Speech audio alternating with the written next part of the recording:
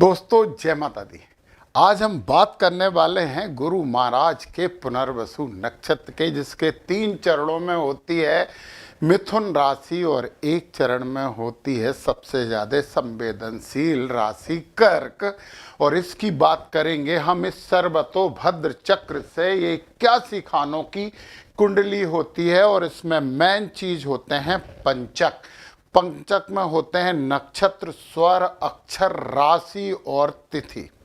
ये इनको यहाँ पे ये लगाया जाता है। जो मैंने यहाँ पे ये राउंड किए हैं ना, हरे रंग से जो पंचक आ रहे हैं वो मिथुन राशि के आ रहे हैं, और लाल रंग से जो पंचक हैं वो कर्क राशि से आ रहे हैं।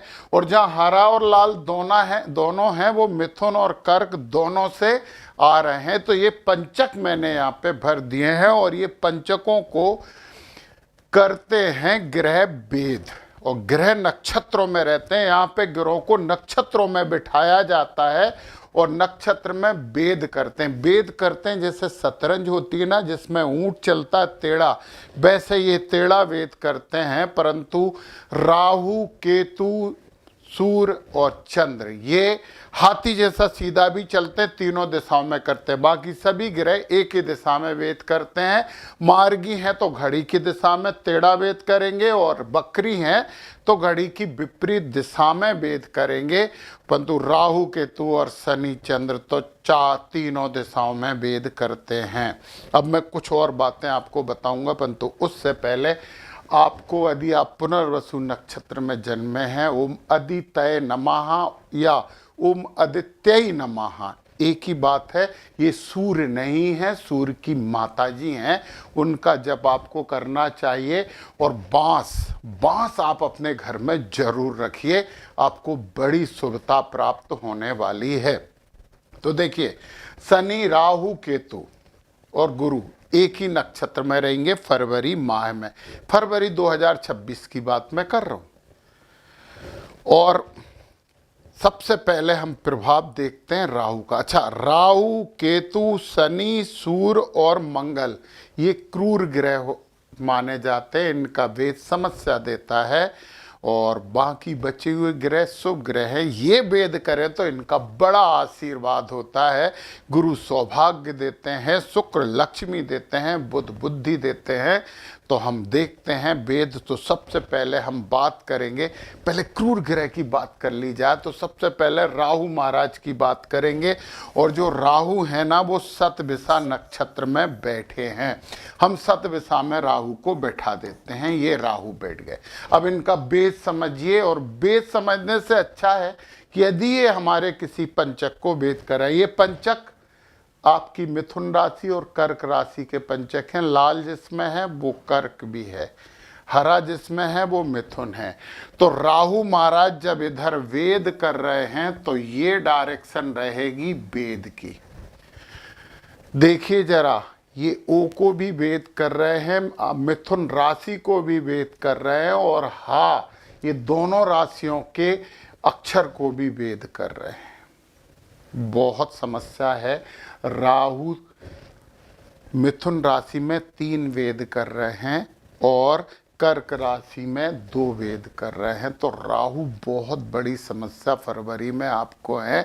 तो क्या हम समस्या भुगतेंगे? बिल्कुल नहीं भुगतेंगे। ओम ऐम ह्रीम क्लीम चामुंडाई बिच्चे, इस मंत्र का जाप करिए। आप इस मंत्र की कम से कम 1 माला रोज करिए। और एक और मंत्र बता रहा हूं, ओम ह्रीम, ओम ह्रीम, बस ओम ह्रीम। इसका जितना मंत्र का जाप कर सकते हो, राहु महाराज उतना आपके पक्ष में होते चले जाएंगे। भ्रम मत पालना, कंफ्यूजन नहीं होना चाहिए। इधर के वेद से कुछ नहीं हो रहा है, इधर के वेद से भी कुछ नहीं हो रहा। तो राहु यहाँ पे वेद कर रहे हैं, समस्या है। आपको देवी जी के बीज मंत्र का जप और आराधन करना ही चाहिए। चलिए, राहु महाराज के बाद, राहु से तो आप पीड़ित हो गए हैं, परंतु बच भी जाएंगे हम। हमारी माता जी राहु को पूरा अपने नियंत्रण में ले लेती हैं। जगत जननी जगदम्बे माई की कृपा करो, कृपा लो। ओम ऐम ह्रीम क्लीम चामुंडाई बिच्चे का जप करिए। चलिए अब केतु की बात करते हैं। केतु यहाँ पे बैठे हैं पूर्वा फाल्गुनी नक्षत्र में। केतु पूर्वा फाल्गुनी नक्षत्र में केतु को बिठा दिया। एक वेद इधर हो रहा है, एक वेद इधर हो रहा है, और सम्मुख वेद में तो कुछ नहीं हो रहा, क्योंकि सम्मुख वेद में बीच की चीजें वेदित नहीं मानी जाती। मतलब इधर से ये वेद चलेगा ना तो कर्क और मिथुन को वेदित नहीं मानेंगे, इसलिए सम्मुख। केतु आपके पक्ष में है, जब वेद नहीं कर रहे हैं तो पक्ष में है।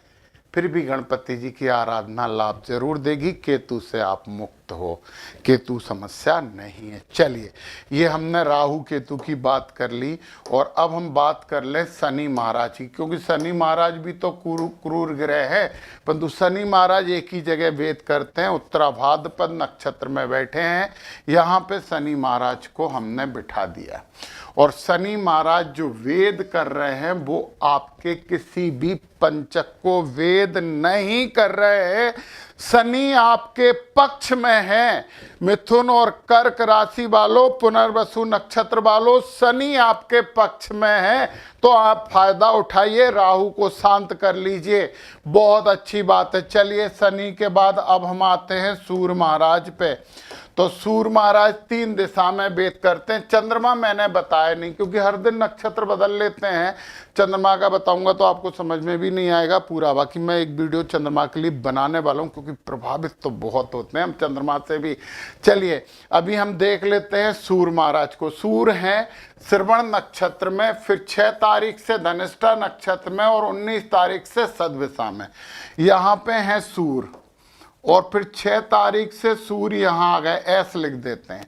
और फिर इसके बाद 19 तारीख से सूर्य यहाँ आ गए। हम सब वेद देख लेते हैं। सूर्य महाराज इधर बैठे हैं, आपको बिल्कुल प्रभावित नहीं कर रहे हैं। इधर ऐसे जरा भी सामने भी आप प्रभावित नहीं हो रहे हो, तो यहाँ के सूर्य से आपको प्रभावित नहीं हो रहा है। मतलब 6 तारीख तक तो फिर नेम और फेम प्राप्त करने का समय है, कर लीजिए दोनों राशि वालों। फिर यहाँ आ गए, और यहाँ आके ये यहाँ पे वेद कर रहे हैं। देखिए, ये मिथुन राशि और ये कर्क राशि दोनों को वेद कर रहे हैं। सूर्य भगवान को जल चढ़ाइए, आदित्य हृदय स्तोत्र का पाठ करिए, इधर के वेद से कुछ नहीं बिगड़ा। फिर जब सूर्य यहाँ आ गए तो फिर वेद थोड़ा सा बड़ा हो गया है, आपको करना ही चाहिए आदित्य हृदय स्तोत्र का पाठ। ओम घृणी सूर्याय नमः, और जल जरूर चढ़ाइए सूर्य भगवान को। ऑफिसर क्लास से अच्छे संबंध रखिए, विष्णु भगवान की पूजन भी करिए, बहुत अच्छा आपको होगा।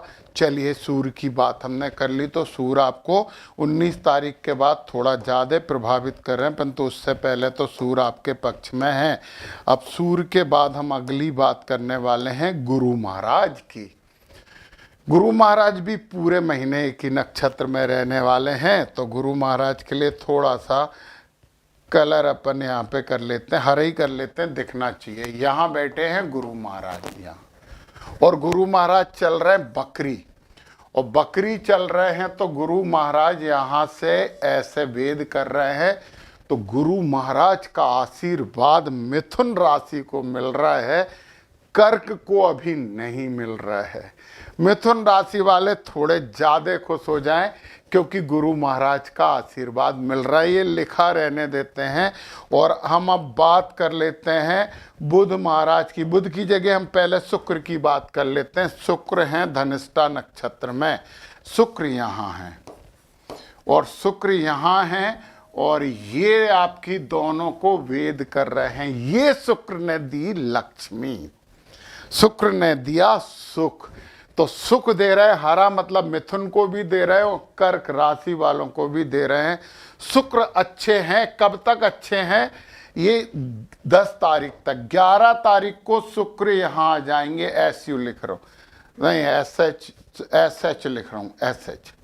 11 तारीख से जब यहाँ आएंगे तो भी आपको आशीर्वाद दे रहे हैं, बहुत अच्छी बात है। और इसके बाद फिर 11 के बाद 22 को यहाँ आ जाएंगे। 22 को शुक्र यहाँ आ गए, तब भी आपको आशीर्वाद दे रहे हैं। मतलब खुश दोनों राशि वाले हो सकते हो। लक्ष्मी प्रदाता ग्रह आपके पक्ष में बने हुए हैं, तो अच्छी बात है। केवल राहु को शांत करना है और सूर्य को भी। फिर शुक्र के बाद अब हम बात कर लेते हैं बुध महाराज की। बुध महाराज के लिए थोड़ा सा ऐसा लिखते हैं, बुध है धनिष्ठा में, यहाँ पे बैठे हैं बुध, ये ही रहेगा और दोनों राशि वालों को आशीर्वाद दे रहे हैं, बुद्धि दे रहे हैं, प्रगति दे रहे हैं, व्यापार में लाभ दे रहे हैं, नौकरी में तरक्की दे रहे हैं। फिर बुध यहाँ से सतविषा में 7 में आ जाएंगे। बुध यहाँ पे आ गए 7 तारीख को, बुध यहाँ पे 7 आ गए तो ये ही वेद होगा। बहुत आनंद वाली बात है, 7 से बहुत ही ज्यादा फायदा बुध आपको पहुंचाने लगे। यार गणपति जी की आराधना में केतु और बुध दोनों ठीक होते हैं, बहुत अच्छी बात है। और फिर बुध आ जाएंगे पूर्वा भाद्रपद में 15 तारीख को, यहाँ पे 15 तारीख को बुध आ गए और गुरु और बुध दोनों यहाँ से आपको कृपा करने लगे, आपके नक्षत्र को भी वेद रहे हैं। बहुत ही अच्छी बात है ये। तो बुध का बहुत फायदा मिला, शुक्र का बहुत फायदा मिला, गुरु केवल मिथुन राशि वालों को आशीर्वाद दे रहे हैं। अभी हमने एक ग्रह की बात भूल गए हैं यहाँ पे, और उस ग्रह की बात तो करना पड़ेगा। ये सब अच्छे वेद हैं।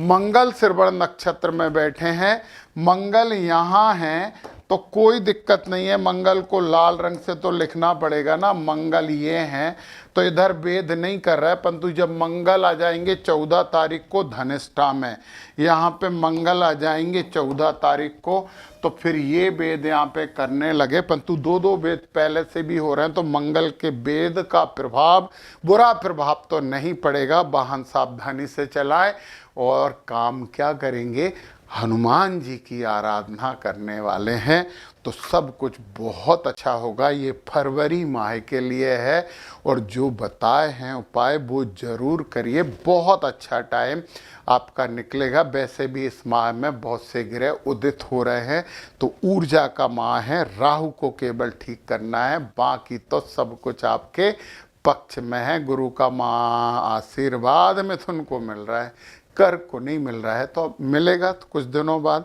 चलिए, जय माता दी।